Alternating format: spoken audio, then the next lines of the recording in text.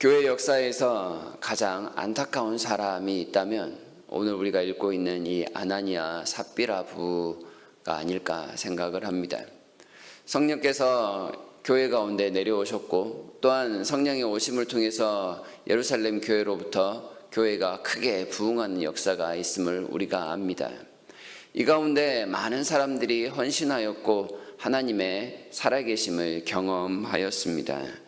교회가 발돋움하는 단계에서 교회는 이런 모습이다라는 것을 보여주는 모범적인 모습이기도 했습니다. 그러나 많은 사람들이 모이는 가운데 예루살렘 교회에는 많은 사람들을 도울 수 있는 그런 물자들이 부족했습니다. 그러자 또 많은 사람들이 자신의 소유를 아끼지 아니하고 하나님 앞에 가지고 내어오는 소위 유무상통의 그런 놀라운 역사들이 일어났음을 우리가 성경을 통하여 종종 살피기도 했었습니다. 이 가운데 한 사람, 바나바라는 사람이 또한 두드러지고 있음을 봅니다.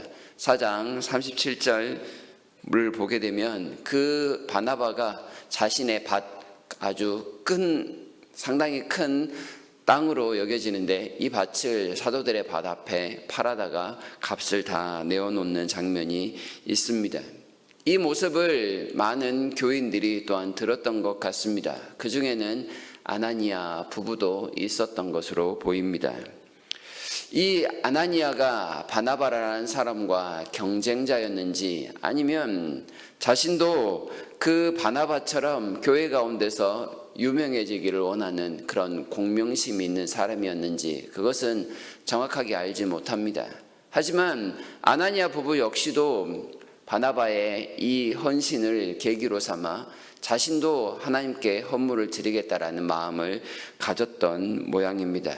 그래서 자신의 아내와 의논한 다음에 자신의 소유의 일부인 땅을 팔아 사도들의 발 앞에 가지고 오는 장면이 오늘 우리가 읽고 있는 모습입니다. 그런데 땅을 팔고 나서 연약한 사람이기 때문에 겪을 수 있는 그런 갈등을 겪습니다. 누구에게 말한 적도 없고 서운한 적도 없어 보입니다. 그런데 그 흔들리는 마음에 땅값 일부를 자신이 갖고 나머지만을 하나님 앞에 내어드리는 그런 상황이 되었습니다. 그런데 여기까지는 그럴 수 있다고 칠 수 있습니다. 그런데 그 헌금을 드리면서 했던 그들의 말과 마음이 문제가 되었습니다. 8절을 보게 되면 베드로가 그의 아내에게 물었던 장면이 나타나는데요. 베드로가 이르되 그 땅 판 값이 이것뿐이냐 내게 말하라 하니 이르되 예 이것뿐이라 하더라. 아마 아나니아에게도 비슷한 질문을 하였을 거라 생각이 듭니다. 전부였냐라고 물었을 때 전부였습니다 라고 합니다. 분명히 일부만을 가지고 왔음에도 불구하고 거짓을 고하였던 것이지요. 이것은 사도를 속이고 교회를 속이고 더 나아가 성령님을 속이려 한 죄였음을 베드로가 지적합니다.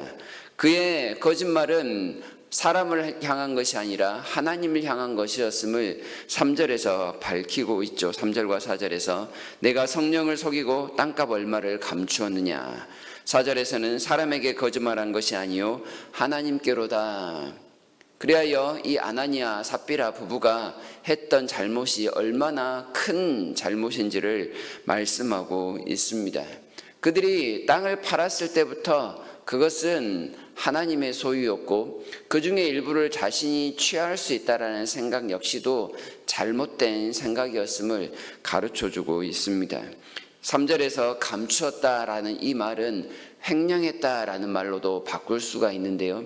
하나님께 다 드린다라고 해놓고 그 중에 일부를 횡령하여 자신의 것으로 착복한 것으로 하나님이 판단하신 겁니다. 거짓으로 교회를 속이고 자기의 이로움을 채우는 한편 또한 공명심도 드러낼 수 있는 이 두 마리의 토끼를 잡으려다가 그는 하나님께 심판을 받아 죽는 데 이르는 모습을 보입니다. 이 사건에서 중요한 것 몇 가지가 있습니다. 그것은 바로 하나님께서 심판하시는 분이라는 사실입니다. 하나님은 소멸하는 불로 소개가 됩니다. 죄악을 보고서도 그 죄악을 그저 넘어가시는 분이 결코 아니란 말씀입니다. 누군가 잘못을 해도 잘못을 했구나, 그럴 수 있지, 허허 웃고 지나가시는 아주 착한 할아버지 같은 모습이 결코 아닙니다. 하나님은 죄악을 다스리시는 분입니다. 세상에 어떤 두려워할 자보다 더 두렵고 떨리는 분으로 나타나시는 모습이 바로 우리 하나님 아버지의 모습입니다. 왜냐하면 하나님은 행위에 따라 바르게 공정하게 심판하시는 분이시며 악인에게는 어떤 자비도 보이지 아니하시는 분이시기 때문에 하나님은 두렵고 떨리는 분, 심판하신 분이라는 사실을 기억해야 합니다. 또한 하나님은 우리의 마음과 생각을 모두 다 보고 계신다라는 점을 기억해야 할 것입니다. 사람들이 무슨 마음으로 어떤 생각으로 교회에 나오며 헌물을 드리고 있는지 살피시는 분이라는 사실입니다. 그러니 사람을 속일 수는 있지만 하나님을 속이는 것은 절대 불가능합니다. 하나님은 우리에게 많은 것을 맡기셨습니다. 우리의 생명을 비롯하여 우리가 가지고 있는 그 모든 것들을 다 맡기셨는데요, 이 맡기신 것들에 대한 주권을 하나님께 인정하면 그것은 영광스러운 일이 됩니다. 그러나 그 맡기신 것을 마치 제 것인 양 자신의 것으로 마음껏 사용하려 한다면 하나님께서 매우 불쾌해 하십니다. 그 결과는 이 아나니아 부부와 같이 비참하게 끝날 수 있음을 우리가 들어야 할 것입니다. 마지막으로 하나님은 진리를 기뻐하십니다.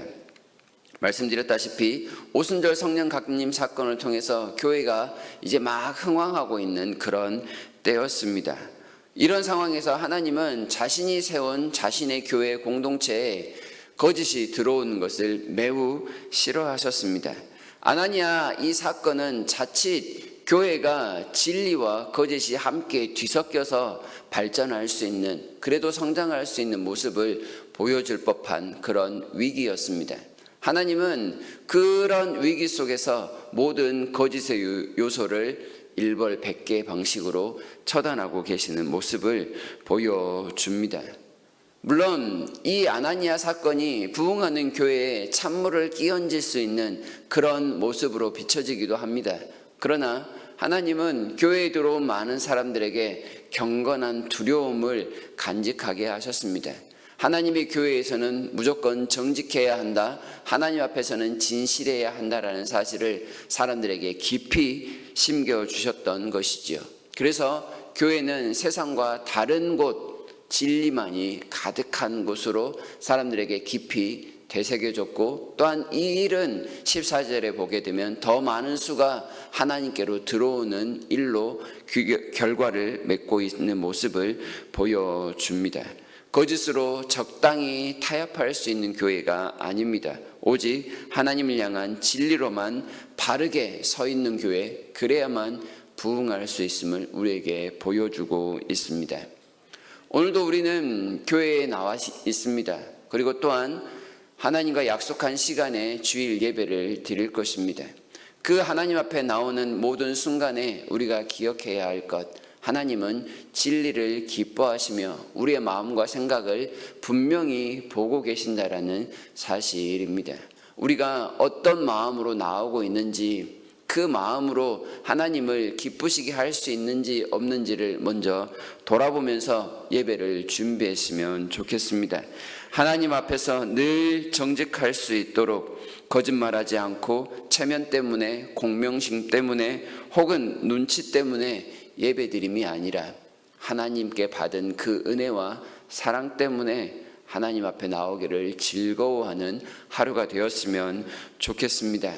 하나님께서 우리와 함께 하실 것을 믿으며 심판하시는 하나님이 아니라 그 심판을 넘어 우리에게 모든 복과 자비를 베푸시는 넉넉한 아버지를 경험하는 하루가 되었으면 좋겠습니다. 주님께서 성령을 통하여 우리의 모든 마음을 감찰하고 계시므로 그 성령님께 우리의 마음을 내어드리면서 하나님의 마음으로 하나님을 찬송하고 하늘의 그 영광과 기쁨을 만끽하는 하루, 그런 예배로 오늘 하루를 복되게 살아가시는 우리 모두가 되시기를 진심으로 바랍니다.